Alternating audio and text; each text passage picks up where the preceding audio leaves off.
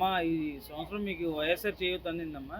లేదు బాబు, అందలేదు ఈ సంవత్సరం. లాస్ట్ 4 ఇయర్స్ అందింది. ఈ ఇయర్ ఈసీలో కంప్లైంట్ చేశారట చంద్రబాబు నాయుడు గారు. సో ఈ ఇయర్ మాకేమీ ఇవ్వలేదు.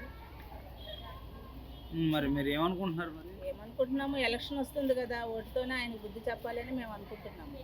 మరి ప్రజలకు ఇలాగ అడ్డుపడుతున్నారు కదా, ఏంటి అసలు ప్రజలు ఖచ్చితంగా బుద్ధి చెప్తారంటారా? చెప్తారని అనుకుంటున్నాను. ఎందుకంటే అవ్వాతాతల పెన్షన్ మీద పడ్డారు లాస్ట్ టైము. ఇప్పుడు విద్యా దీవెన వీటన్నిటికి కూడా మాకు ఇబ్బంది అయ్యేటట్టుగా అనిపిస్తుంది అనమాట. సో మేము మరి ఓటుతోనే ఆయనకు బుద్ధి చెప్పాలని మేము డిసైడ్ అయ్యాము. ఓకే అమ్మ, థ్యాంక్ యూ. వచ్చే ఎలక్షన్స్. ఓకే అమ్మ, థ్యాంక్ యూ. అమ్మ విద్యా దీవెనను మీకు రావాల్సింది ఫీజు రింబర్స్మెంట్నే ఈ సంవత్సరం వచ్చేయండి. ఎందుకంటారు?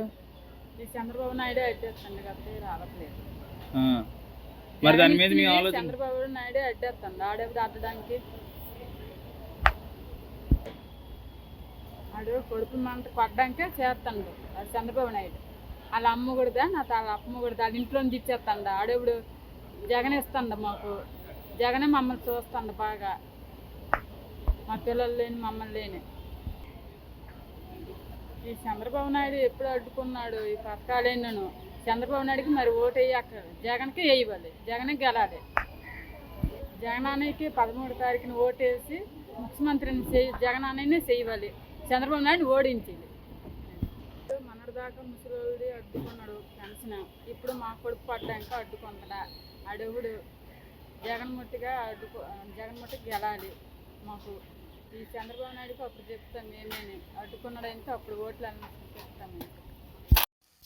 అన్నా, చంద్రబాబు నాయుడు రైతులకి ఇన్పుట్ సబ్సిడీ రాకుండా కోర్టులో కేసు వేసాడన్న, దాని మీద మీ అభిప్రాయం ఏంటి? ఇది చాలా అన్యాయం అండి. ప్రతి సంవత్సరం చేస్తున్నారు, ఈ సంవత్సరం ఇలా ఆపేస్తాం చాలా అన్యాయం. ఇది రైతులు చాలా ఇబ్బంది పడుతున్నారు దీనివల్ల.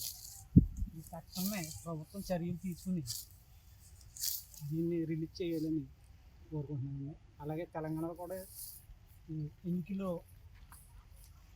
కోడ్ ఉన్న అమలు అయిందండి, ఇక్కడే అమలు అవుతున్నది. ఇది చాలా దురదృష్టకరం. మన చంద్రబాబు నాయుడు అన్నది మహాకూటమి కలిపి ఆపుతుంది. చాలా అన్యాయం అండి ఇది.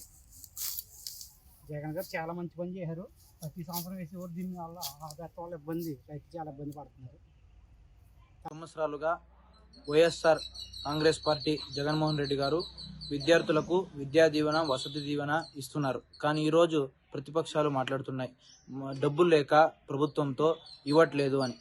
జగన్మోహన్ రెడ్డి గారు ఈసీ గారికి లెటర్ పెట్టారు, మేము ఇప్పుడే ఇవి కొత్తగా మేము పథకాలు ఇవ్వట్లేదు, 4 సంవత్సరాల నుండి విద్యా దీవెన వసతి దీవెన చేయూత వైఎస్ఆర్ ఆసరా ఇవన్నీ ఇస్తున్నామని. కానీ ఈసీ గారు పర్మిషన్ లేకనే మన ప్రజలకు మాకి డబ్బులు పడలేదు. కానీ చంద్రబాబు గారు ఇంత రాక్షస బుద్ధి ఎందుకు చూపిస్తున్నారో అర్థం కావట్లేదు. చివరికి విద్యార్థుల పైన కూడా మేము చదువుకోలేని పరిస్థితుల్లో మమ్మల్ని చదివిపిస్తున్న జగన్మోహన్ రెడ్డి గారికి మోసం చేస్తూ మాలాంటి విద్యార్థులకు ఎంతో మోసం చేస్తున్నారు తన రాజకీయం కోసం. ఈరోజు మాకు విద్యా దీవెన వసతి దీవెన రాకపోవడం వల్ల మేము ఎంతో ఇబ్బంది పడుతున్నాం. దీనికి కారణం చంద్రబాబు నాయుడు.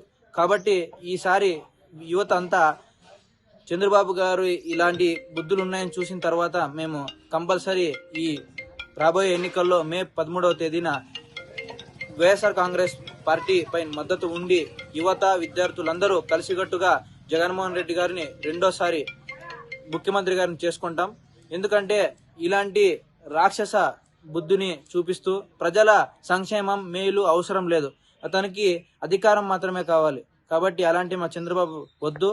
మా పేదవాళ్ళైనా మమ్మల్ని బాగా చూసుకునే జగన్మోహన్ రెడ్డి గారికే మా మద్దతు.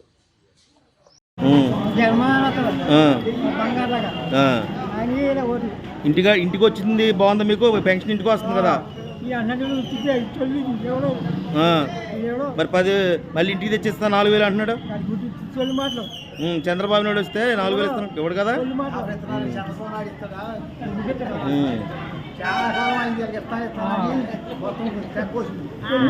మీ పిల్లలకి విద్యా దీవెన పడిందా? పడ్డది బాబు, 4 సంవత్సరాలు పడ్డది. ఈ సంవత్సరం అయితే పడలేదు బాబు.